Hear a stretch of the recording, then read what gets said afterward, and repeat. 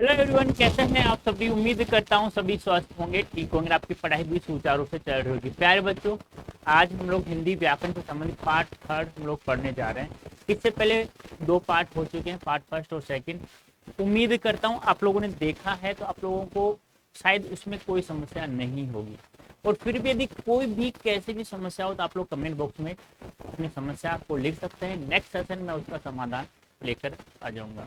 तो प्यारे बच्चों, आज हम जो पढ़ने जा रहे हैं, ये तो आपको पता ही होगा कि हम लोग किस लिए पढ़ रहे हैं, क्योंकि मैं चाहता हूं कि अब की बार है ना, क्योंकि 2024 के एग्जाम प्रत्येक बच्चा जो मेरे से पढ़ रहा है वो हिंदी लैंग्वेज में 200/200 मार्क्स लेकर आए।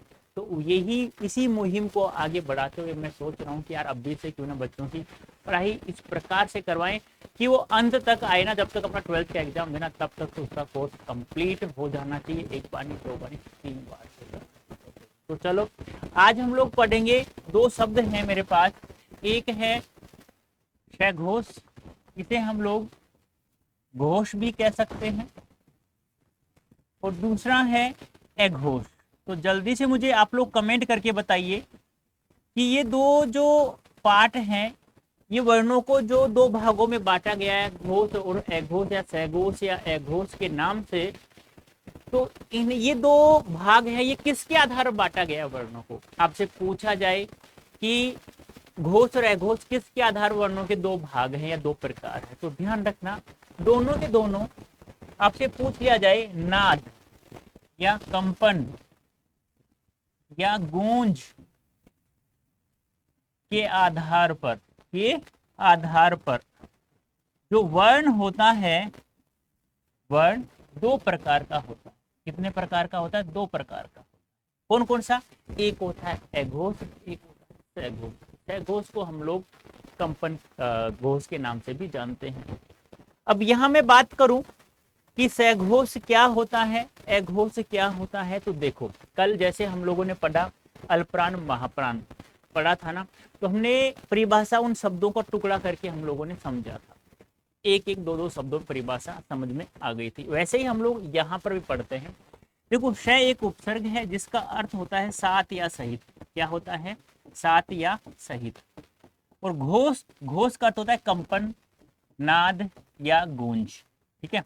और ए एक उपसर्ग है जिसका अर्थ होता है नहीं या बिना भी ले सकते हैं हम लोग। और घोष का अर्थ क्या होता है? कंपन। यानी जिन वर्णों का उच्चारण करते समय, ध्यान से सुनना, जिन वर्णों का उच्चारण करते समय कोई कंपन महसूस होती है, यानी कि परिभाषा कैसे भी दे कि स्वर यंत्रिका में कोई कंपन महसूस हो, कोई नाद महसूस हो, कोई गूंज, ये एक दूसरे के पर्यायवाची शब्द है, ध्यान रखना है। नाद, कंपन, गूंज, आवाज, ये सब एक दूसरे के पर्यायवाची हैं, ध्यान रखना। तो परिभाषा क्या हो जाएगी? वर्णों का उच्चारण करते समय कंपन महसूस हो। क्या हो? कंपन महसूस हो या कंपन हो, इतना ही लिख लो कि कंपन हो। कंपन हो या नाद हो या गूंज हो, महसूस हो, तो उसे क्या कहा जाता है? सघोष। यहाँ क्या है? नहीं। और घोष कर क्या होता है? कंपन। तो परिभाषा क्या हो जाएगी? जिन वर्णों का उच्चारण करते समय कोई कंपन न हो, कोई कंपन या कोई गूंज, कोई नाद नहीं हो, उसे कहा जाता है अघोष। तो परिभाषा समझ में आ गई कि जिन वर्णों का उच्चारण करते समय कोई कंपन महसूस होती है तो सघोष, और कोई कंपन महसूस नहीं होती है तो अघोष। यानी देखो, साथ या सहित, कंपन सहित, कंपन नहीं। बात समझ में आ गई। अब हम लोग पढ़ेंगे कि घोष कौन कौन से वर्ण होते हैं और अघोष कौन कौन से वर्ण होते हैं। जैसे कल हम लोगों ने पढ़ा ना, अल्पप्राण वर्ण कौन कौन से होते हैं। पहले अल्पप्राण, फिर महाप्राण, फिर अल्पप्राण, फिर महाप्राण, फिर अल्पप्राण। तो हम लोगों ने पता किया कि पहला, तीसरा और पांचवा अल्पप्राण होता है, लेकिन रटा नहीं हम लोगों ने, क्योंकि हम लोगों ने उसे समझ लिया। वैसे ही हम लोग आज अघोष और घोष को पढ़ेंगे, लेकिन उससे पहले आप लोगों को क्या पता होना चाहिए? हिंदी वर्णमाला पता होना चाहिए। याद है? तो बताइए जल्दी से, क्या मैं सही लिख रहा हूँ? हाँ, जल्दी से बताना है। जहां गलती हो वहीं कह देना सर गलत हो चुका है। ठीक है? हाँ, बोलते जाना साथ साथ में, ऐसे ट ठ ड ढ न, क्योंकि शर्म तो आ रही होगी आप लोगों को, क्योंकि बचपन में पढ़ा था ऐसा। लेकिन बेटा, सीखने में कोई शर्म नहीं करनी चाहिए। ठीक है? कहते हैं ना कि कोई इंसान बड़ा है आपसे तो गर्दन उठाकर ज्ञान प्राप्त कर लो। और छोटा कोई ज्ञान दे रहा है तो गर्दन झुकाकर प्राप्त कर लो, और बरोबर का दे रहा है तो आंखों में आंखें डाल के आप लोग ज्ञान प्राप्त कर सकते हैं। ठीक है, तो ज्ञान प्राप्त करने में शर्म नहीं करनी चाहिए आप लोगों को। ठीक है, तो पढ़ो, इनको याद करो बेटा। ये शर्म करोगे तो फिर कैसे 200 में 200 आएंगे भाई? नहीं आएंगे ना। अब देखो, ये वर्णमाला हम लोगों ने लिख ली है। ठीक है, अब हमें पता करना है कि शयघोष कौन कौन से वर्ण होते हैं और अघोष कौन कौन से वर्ण होते हैं।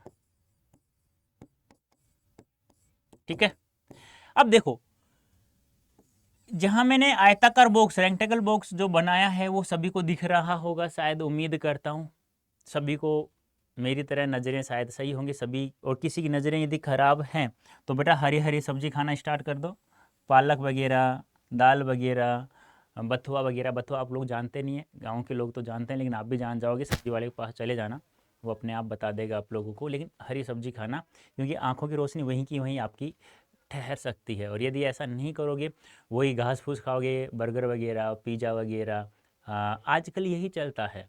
तो उस चलन को आप लोग थोड़ा समाप्त करें और अपना शरीर का थोड़ा ध्यान रखें, क्योंकि मैं स्टार्ट इसी से करता हूँ कि उम्मीद करता हूँ कि आप लोग स्वस्थ होंगे, ठीक होंगे।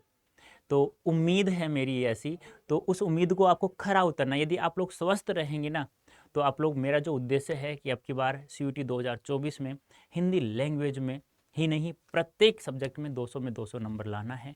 और हमें जो DU का नॉर्थ कैंपस है सबका पसंदीदा, वहाँ आपको एक मस्त कॉलेज जो आपको चाहिए, आपका उद्देश्य पूर्ण होने, वो आप, हम लोग आपकी सहायता कर रहे हैं। तो हिंदी लैंग्वेज जैसा मैं कह रहा हूँ, ऐसा प्रत्येक सब्जेक्ट में सभी टीचर्स कर रहे हैं। और आपको पता है ना, यदि आप लोगों को और भी अच्छा पढ़ना है, आप लोगों को प्रत्येक समस्या समाधान करनी, तो मैंने एक कोड बताया था, याद हो तो, Y551। ये कोड आप लोग, हाँ, कोई भी डोमेन हो आपका XYZ, आपको इस कोड से आप लोगों को मैक्सिमम डिस्काउंट प्राप्त हो। कोड याद रखना है आप लोग, Y551। चाहे सब्जेक्ट मैथ्स हो डोमेन, चाहे आपका साइंस हो, या आप लोगों का कॉमर्स हो, या आर्ट्स हो, ह्यूमैनिटीज हो, कुछ भी हो, कोड ये यूज करना है आप लोगों को। ठीक है, हाँ, मैं ये नहीं कह रहा हिंदी लैंग्वेज के लिए ना, किसी भी डोमेन के लिए आप लोग। लेकिन मैं तो डोमेन, मैं ये नहीं कहूँगा कि आप लोग कोई पर्टिकुलर बैच खरीदें, आप लोग महापैक से जुड़ेंगे, उसके बहुत सारे फ़ायदे हैं। बहुत सारे फ़ायदे मैं रोज़ाना बताता हूँ, आज नहीं बताऊँगा, पहले से हम लोग कंप्लीट कर लेते हैं। तो ये बॉक्स आप लोगों को दिख रहा होगा, उम्मीद करता हूँ सभी को दिख रहा होगा। तो ये जो जितने भी मैंने जहाँ बॉक्स लगाया उसके अंदर जितने वर्ण होते हैं वो सारे के सारे क्या कहलाते हैं? एघोष कहलाते हैं। समझ में आया? अब आप लोग इस डायग्राम को यदि आप लोग 2 या 3 बार देख लोगे तो ये बॉक्स यहाँ तो नहीं बन जाएगा, कहीं नहीं बनेगा ना भाई, आंखें काम करती है ना।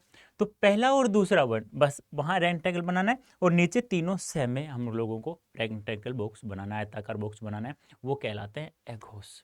तो हम लोगों से पूछ लिया जाए कौन कौन सा वर्ण, तो किसी भी वर्ग का कौन कौन सा, पहला और दूसरा और तीनों से, ऐसे लिख दो, तीनों से, समझ में आ जाएगा, तीनों शय।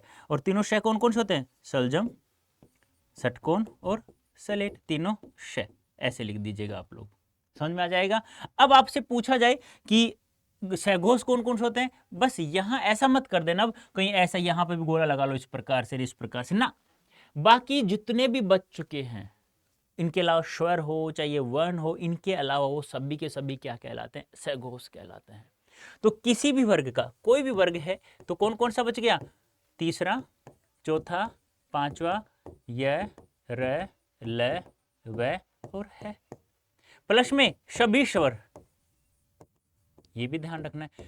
अब मुझे जल्दी से आप लोग कमेंट बॉक्स में बताइए, सभी स्वर अल्पप्राण होते हैं या महाप्राण होते हैं? जल्दी से मुझे आंसर चाहिए कमेंट बॉक्स में। अब आपसे पूछ लिया जाए अघोष वर्णों की कुल संख्या, कुल संख्या पूछ ली जाए, कुल कितने होते हैं? तो एक वर्ग के 2 वर्ण है तो 5 वर्ग है, 5 दूना 10 और 3 से कितने हो गए? 13। अब मैंने कल बताया था यदि आप लोगों से यहां पूछ ले कुल कितने होते हैं, तो कुल वर्णों की संख्या मैंने बताई थी 11 स्वर होते हैं, 33 व्यंजन होते हैं, तो 44, 44 में से यदि 13 निकाल देंगे, 44 माइनस 13 तो कितने बच गए बेटा? 31। तो सघोष वर्णों की संख्या कितनी हो गई? 31 हो गई है।